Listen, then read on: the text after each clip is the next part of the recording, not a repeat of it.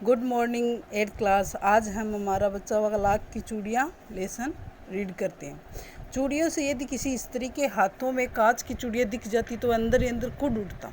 कभी कभी 2-4 बातें भी सुना देता। मुझसे तो वह घंटों बातें किया करता था। कभी मेरी पढ़ाई के बारे में पूछता, कभी मेरे घर के बारे में, कभी यूँ ही शहर के जीवन के बारे में।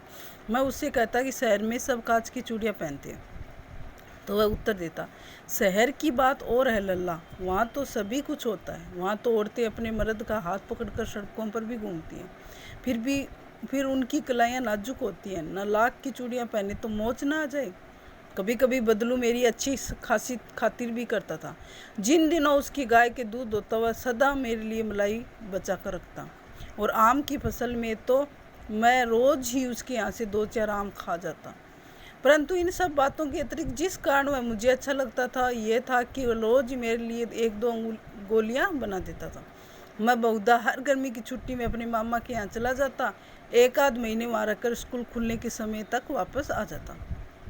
परंतु 2-3 बार ही मैं अपने मामा के यहाँ गया होऊंगा। सभी मेरे पिता की एक दूर के शहर में बदली हो गई। मैं बहुधा हर गर्मी की छुट्टी में अपने मामा के यहाँ जाता था। 1-आध महीने वहाँ रहकर स्कूल खुलने के समय तक वापस आ जाता।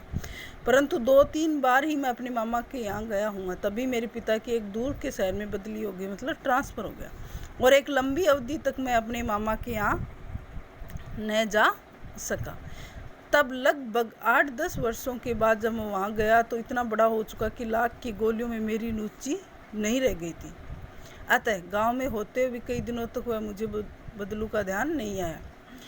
इसी बीच मैंने देखा कि गांव में लगभग सभी स्त्रियां कांच की चूड़ी पहनी थी। विरले ही हाथों में मैंने लाख की चूड़ियां देखी। विरले मतलब बहुत कम।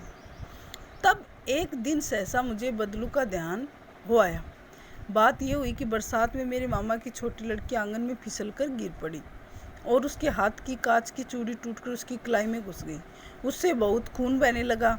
मेरे मामा उस समय घर पर न थे। मुझे उसकी मरहम पट्टी करनी पड़ी। तभी सहसा मुझे बदलू का ध्यान हो आया। मैंने सोचा कि उससे मिल आऊं। अतः शाम को मैं घूमते घूमते उसके घर गया। बदलू वहीं चबूतरे पर नीम के नीचे खाट पर बैठा था। नमस्ते बदलू काका, मैंने कहा। नमस्ते भैया, उसने मेरी नमस्ते का उत्तर दिया और उठकर खाट पर बैठ गया। परंतु उसने मुझे पहचाना नहीं, क्योंकि जब लेखक उनसे मिला था तो बहुत छोटा था और अब बहुत बड़ा हो चुका है। उस समय तो बदलू उसको आम देता था खाने के लिए और मलाई देता था। कांच की जो छोटी छोटी रंग बिरंगी गोलियाँ बनाता था वह भी देता था। लेकिन अभी वो बहुत बड़ा, उसको गोलियों में कोई रुचि नहीं थी। लेकिन जब वह मामा की लड़की गिर गई और उसकी कलाई में कांच घुस गया तब उसे बदलू का ध्यान आया और वह उससे मिलने के लिए आया। पहचाना नहीं और देर तक मेरी ओर निहारता रहा। मैं हूँ जनार्दन काका, आपके पास से गोलियां बनाकर ले जाता था। मैंने अपना परिचय दिया कि मैं जनार्दन हूँ, आपके पास जो गोलियां बनाकर ले जाता था वो ही हूँ। धन्यवाद। जो बचा हुआ चैप्टर है वो आगे वाली वीडियो में करेंगे।